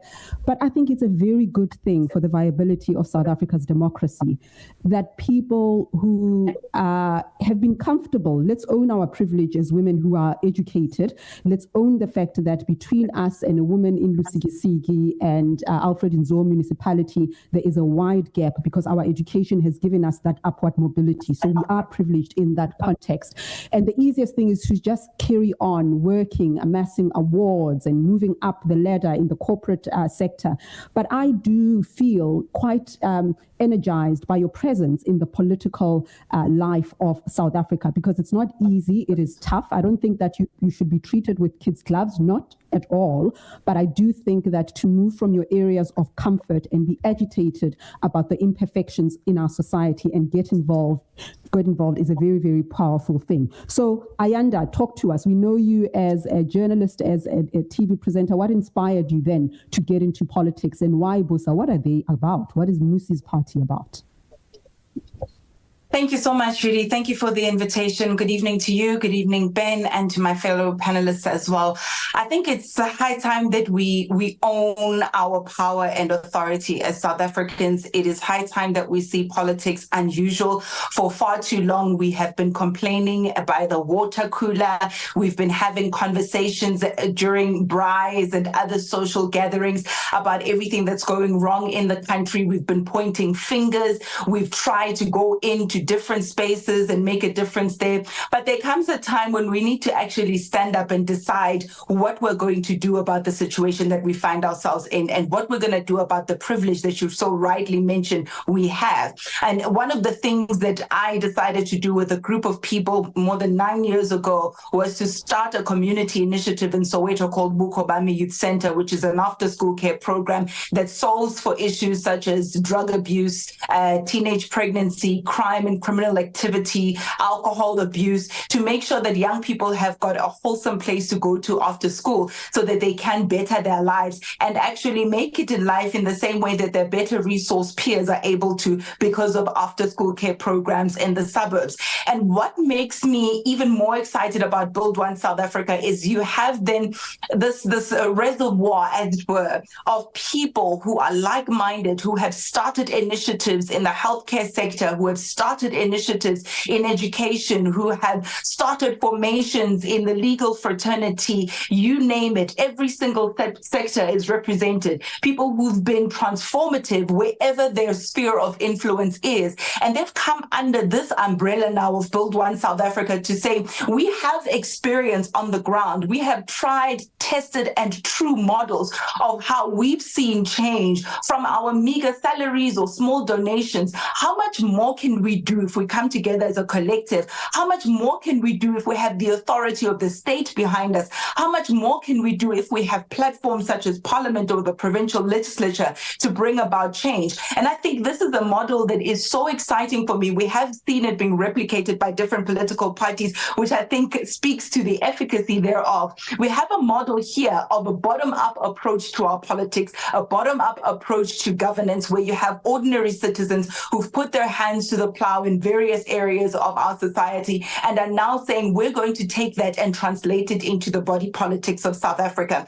It is something that is refreshing because for far too long we've had a mental image of what a politician should be. And this is somebody who, whether they are driving this big car or they have blue lights, or it is somebody who is known to be crooked or corrupt, or it is somebody who, some stereotypes will say has got limited level of education, etc. And we're saying we're breaking all that stereotype, that any and everybody can be politically involved. Whether you have a child on your back and you're about to cross the road and you are going to take that child to creche, you can be involved politically because the personal is political. Whether you are a man who's saying, I am working in this particular industry and I'm tired of seeing it not transformed and I want to make a difference, we're saying you can take your power. And Build One South Africa has gathered such people to say, let us take a stand. Because what we're seeing now is that we have people who are in government who are having those positions but are not necessarily able to do the job, right? So it's a case of being willing but not being able.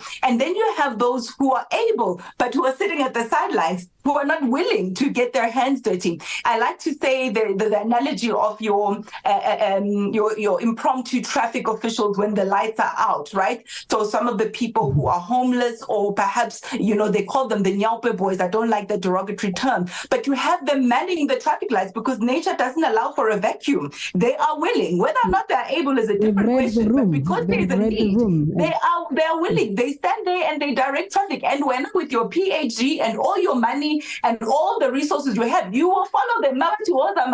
You follow because there is a vacuum, and those who are willing fill the vacuum. So now we're saying you need to have those who are able to also become willing, so that you have somebody there filling a vacuum who is there based on merit, who is there based on experience. And we want to see a democracy based on meritocracy, a democracy based on experience from the bottom up.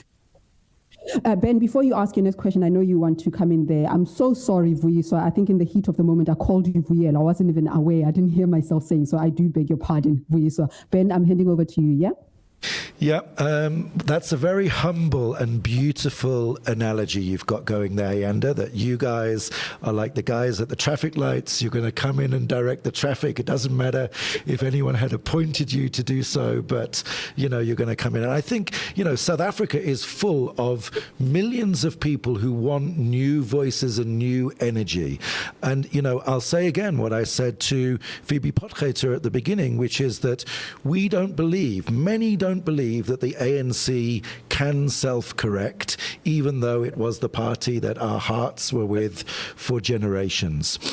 But there is an issue with Rise Mzansi, I don't know to what extent with Build One South Africa, which is, where are you getting your resources from now?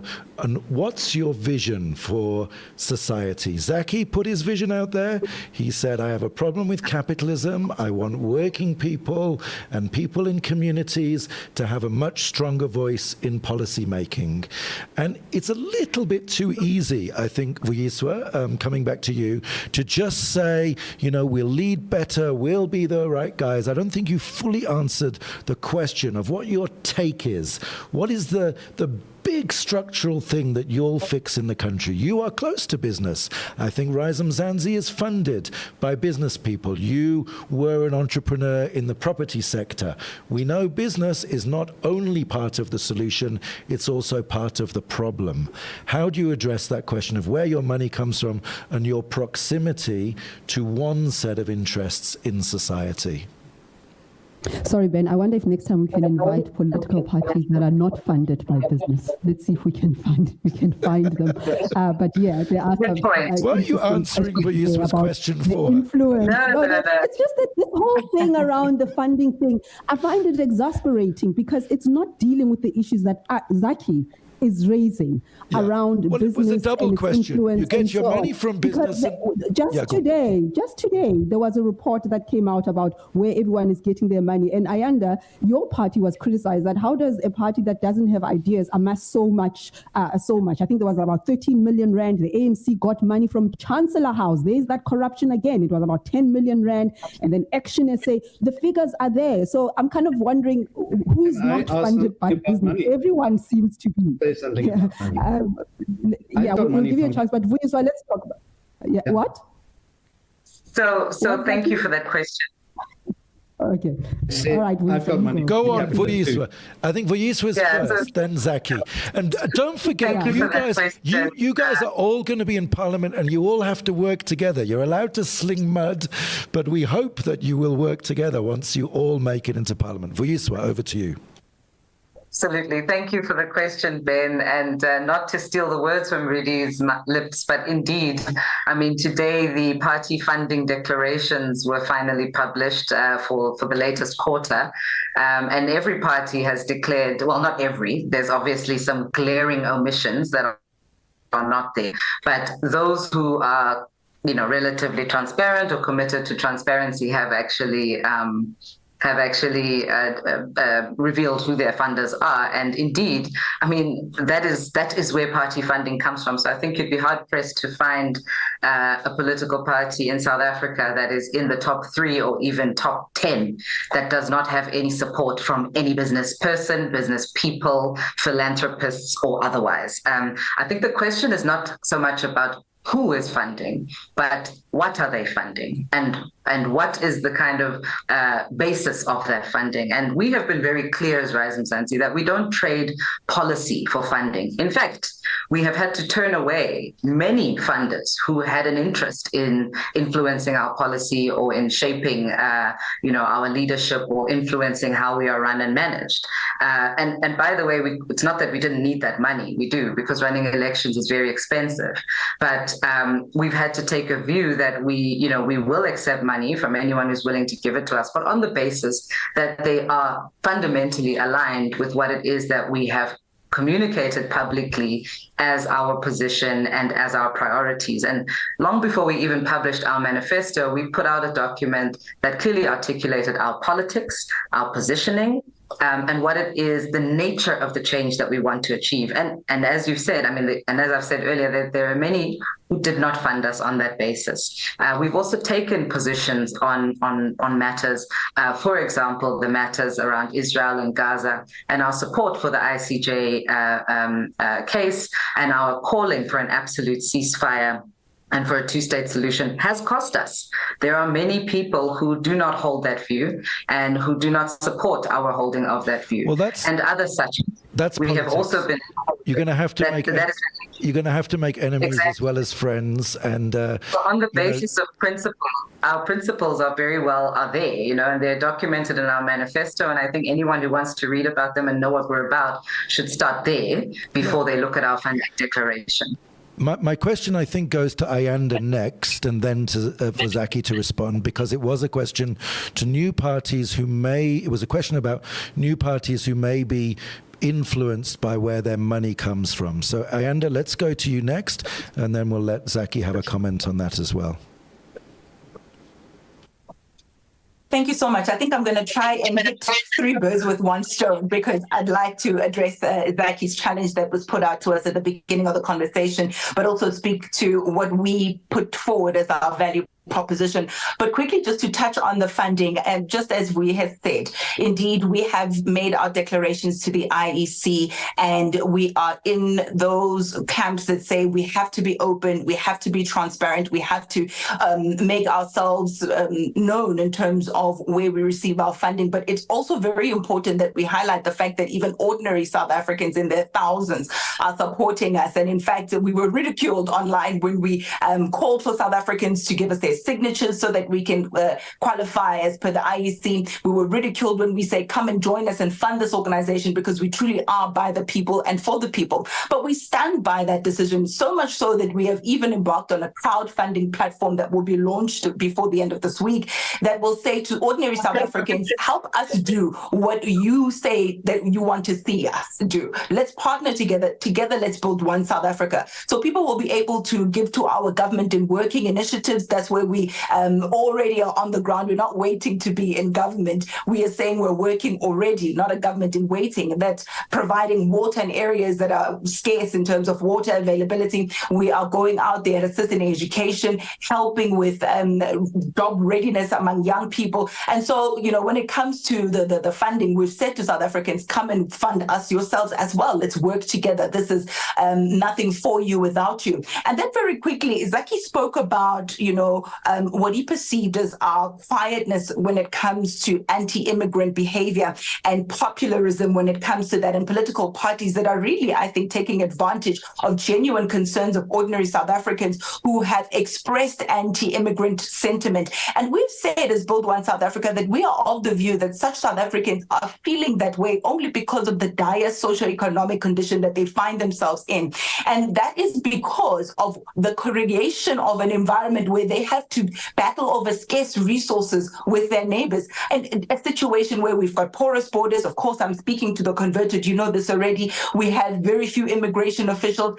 Some instances we have corrupt officials that are there at the borders. But most importantly for me, we have a leadership that is not able to hold its peers across the border accountable. So you have instances where right back from the days of quiet diplomacy, and even now to the point where some ANC officials have got mineral interests in Zimbabwe and different other countries. Of course, they're not going to hold their leaders to account to say there is a problem here. Many of your citizens are coming into the country in their droves. And that is not because they are bored or they just want to come to South Africa for a holiday. Sometimes it's a matter of life and death. A woman wants to give birth and they know their only option is to cross the border and to come to South Africa. So we're not having those conversations where we say to our leaders, you are enablers of what we're seeing. How then can Phoebe turn around and say, oh no, we're going to prioritize South Africans for these jobs and we condemn 1, 2, and 3 when you are opening yourselves up to this kind of situation by not holding the leaders to account? And very quickly, if I can steal just another minute very quickly to speak about what are we then saying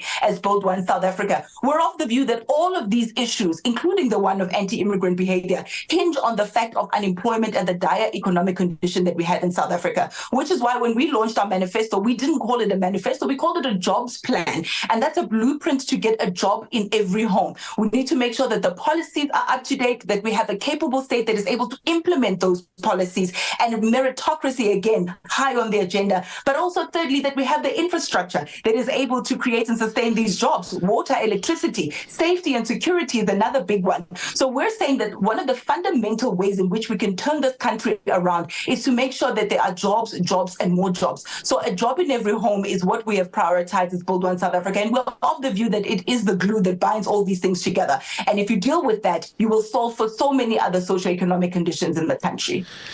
That's quite a mouthful. I see you're already practicing at being in government. You said you're already, going through the motions of governing. You've got your South African flag behind you, like we see in ministers' offices. Zaki, does the where the money comes from really matter? Does it matter that,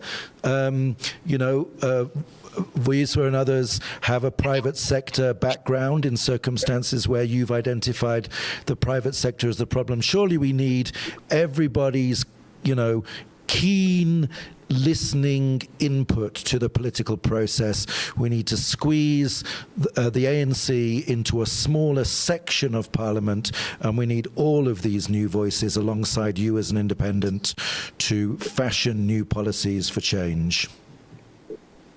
First, just on Ayanda, if you need another signature, you can have mine, not because I support Buzzer, because I support your right to participate. This is, for me, the issue is that money in politics is dangerous. I helped start My Vote Counts, which, of course, made sure that the Party Political Fund Act was passed. I have to agree with Vuyiswa and with Ayanda that money, unfortunately, my campaign has so far costed about 5 million rand. I'm sure other people have spent a little bit more than that. Similarly, there have been capitalist funders in my campaign. Fynbos Equitate, which everyone knows is Michiel Leroux from Capitec, he has funded my campaign, and I've made public every cent that was raised, not in the last quarter or last 2 quarters, but since my campaign has started. I think that is important for all parties to do, and it's a challenge to Rise Mzansi. I've also written to My Vote Counts to say that a 5-year lifestyle audit needs to be done on my accounts. They've probably correctly said, we can't appoint the auditor, but you should go ahead. I believe that every leader in politics, whether they stand as an individual, because I'm not standing as an individual, I'm standing with a movement. The critical is every leader needs to make public how much money they earn, where they earn it, and how they spend it. Where their income comes from. That is a non-negotiable if you're going to change the politics of leadership in this country. On the second question, I don't think we can avoid calling what Israel is doing a genocide, and I want to hear it out of the mouths of Ayanda and of Vuyiswa, them saying what Israel is doing is a genocide, and there should be criminal convictions, and there should be arms sanctions and economic sanctions against a country that is bombing babies. If they cannot say that, it speaks to the issue of principle. Call it a genocide. You are a leader in a province. On the last point, Ayanda, I hear you say unemployment is the most critical question. But again, the question is, when you were in Prasa, and I've seen your TikTok message apologizing for that, you know that you defended Bongi Sizwe Mpondo, his appointment, when we had laid out to you in great detail the corruption at Prasa, the illegality of how things are appointed. Again, I would like to hear what Vuyiswa's program is as Premier for Gauteng for public transport, particularly commuter rail transport. Because if we're speaking about spatial injustice, let me say Cape Town is not the worst. There are other cities that are worse in terms of spatial injustice, according to the reports. I just don't have it in front of me. Cape Town is very special in that it has the mountain and so on. What our duty is to ensure that there's a functioning rail system, both commuter and freight rail. We have to make sure that there's green energy. We have to make sure that people participate in parliament and people participate in governance. And I would like to hear how that works. Okay. All right. Guys, let me just apologize profusely. I have to leave. My 10-year-old is performing in a play on Black history. They are learning about the violent invasion and genocide of indigenous communities here in America, Native African Americans, and how they were annihilated through white supremacy and violence. That's what 10-year-olds are learning, and I've got to go watch and see what they have learned so that we avoid these issues in the future. Thank you very much, all of you. Redi, thank you. We will thank you, Redi, and all the best to your daughter. On that note, we may have to do an election debate with everybody who's here, but we'll talk about that very soon. We may need to have a conversation with everybody who's here today about transport, about international relations, about economic policy, and give you a proper platform to answer all the questions, because Zaki asked so many questions and you don't have a chance to answer them all. I personally, as a Jewish person living in South Africa with Jewish ancestry, I cannot understand why anybody would not call what the Israeli military is doing in Gaza a genocide. That's my personal view, because it is collective punishment of a whole people based on the pretext of a political objective to try and, remove Hamas or whatever. And, notwithstanding the terrible events of October the 7th, where many Jewish people are killed, nothing justifies that process of an attempt to exterminate and destroy a whole people and all of the men, women, and children who live there. So I lay that challenge out to you as well, and I hope that we'll have conversations about Palestine in more detail. We have to find a way to wrap up without Redi. I think what we should do, folks, is go to each person for, shall we say, a minute, and give you one last minute to talk to everybody who's listening to Reality Check or who will listen to this subsequently. And shall we start with you, Ayanda, to respond to anything that Zaki said and give us your sort of rounding off message of what BOSA stands for and what you'll do. And I've got one last challenge. Will you work together? Will you work with Zaki? Will you work with... how is it going to work once all of you guys are in Parliament, which we hope is the outcome of these elections? Thank you so much. That's quite a challenge that you've given me there. I'm going to try and take a minute. If I'm long, I'll be a minute and a half. The short answer is yes, indeed. We do look forward to working with all peace-loving South Africans who want to make sure that this country reaches its fullest potential. That is the first. The second one, you're quite right, Zaki. In fact, I've gone a step further and not just made a TikTok video about my time in transport and what I had observed and found in PRASA. I've written to the SIU. I spoke to the spokesperson, Mr. Kaiser Khanyaho, and I asked, how can I contribute? Because as you will know, the president has enabled them to look into some of the goings on at PRASA. I have written not one, but two dissertations. The first master's degree was about the state of the infrastructure in PRASA. So alarmed was I that I did a research dissertation to find out what the causes of the vandalism and the dilapidation were. They existed prior to COVID, so we can't just say it's a COVID response. The second dissertation is about gross underspending of capital and infrastructure budget at PRASA. The infrastructure budget is supposed to solve for the dilapidation, but in fact, that budget is not being spent. And I wanted to find out why. So indeed, I've gone, over and above just being shocked and speaking on TikTok to say to the SIU, how can I be of assistance? Here's what I found in my minor dissertations, and can I help going forward? It's important to take personal accountability if you're going to be a leader.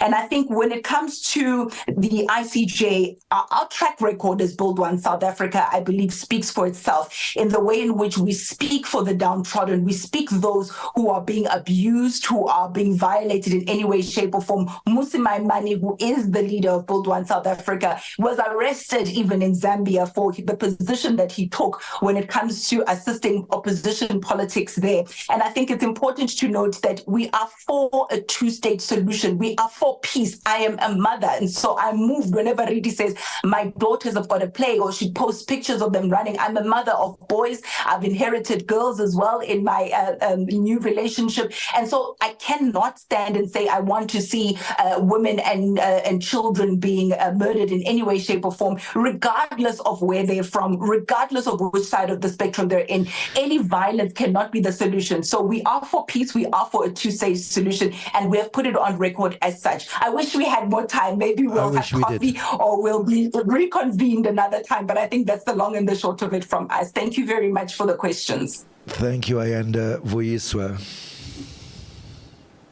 Thank you, Ben. So in closing, I didn't have a lot of time to chat about our proposals that we've described in our manifesto, but I want to just say one thing. Creating employment is important. Jobs are important, but it's not enough. People don't eat jobs. People are more than just their job. We have families, we have communities, we have societies that need to be rebuilt.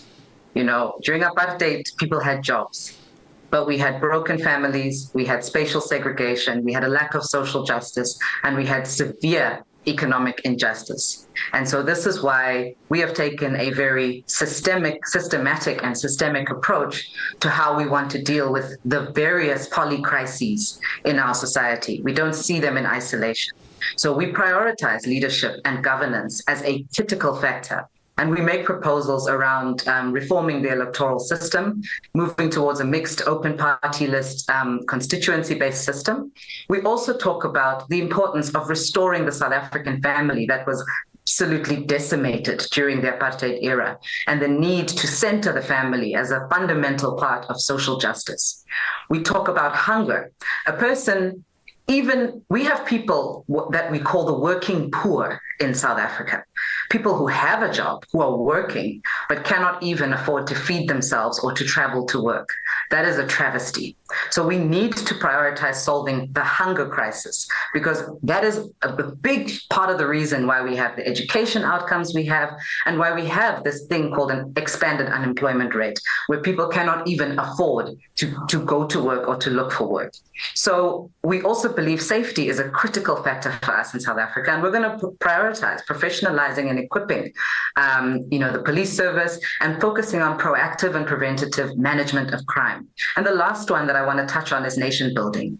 We are not simply, again, a country of people who just exist amongst each other looking for jobs.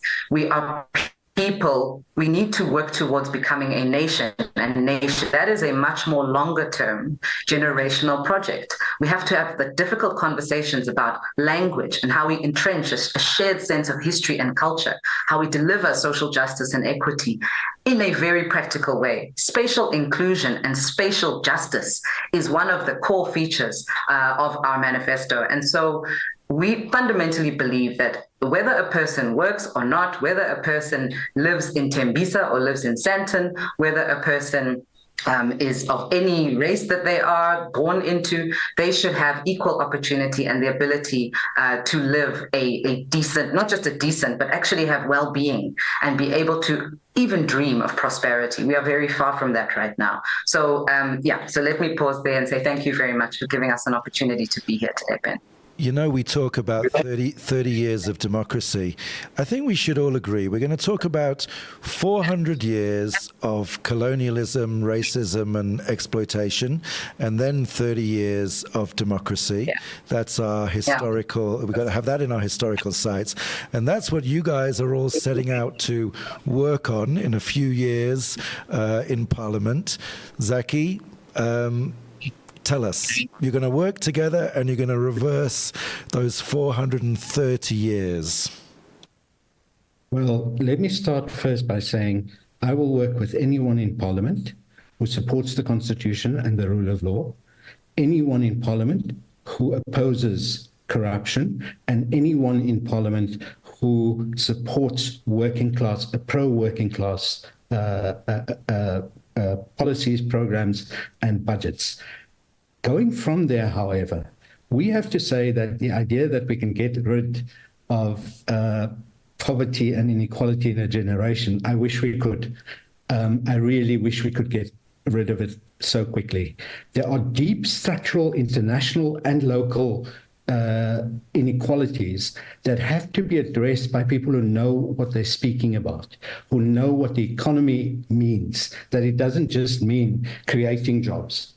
It means understanding what are the factors that prevent job creation, speaking honestly to people at community level about artificial intelligence, speaking honestly to people about roboticization. I think these are questions that none of the political parties have addressed. How are you going to pay for professionalizing SAPs? How are you going to pay for that?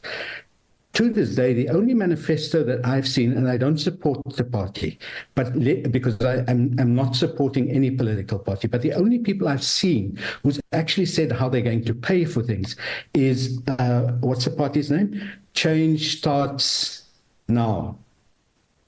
I haven't seen anyone say this is how we're going to pay for it. And to have unfunded mandates is highly irresponsible, whether you're the DA, whether you're the ANC, whether you're the IFP, or whether you're BOSA or Rise Mzansi.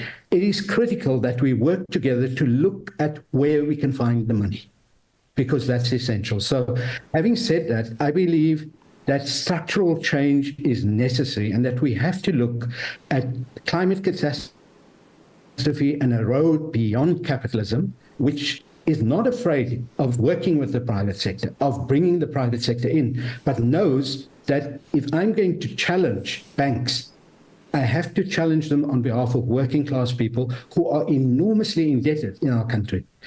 Not only working class people, middle class people are indebted too. So our job is a very, very difficult one. And I don't think the politicians go beyond the rhetoric of building nations and holding hands and so on. These are important questions. I'm not a nationalist, so forgive me if I don't believe in nation building. I believe in building solidarity and a society where everyone, whether you're from South Africa or whether you're in Europe, whether you're in Sudan, you have a right to exist and be part of a human community and part of the fact that everyone has a right to life and every living thing has a right to life on the planet.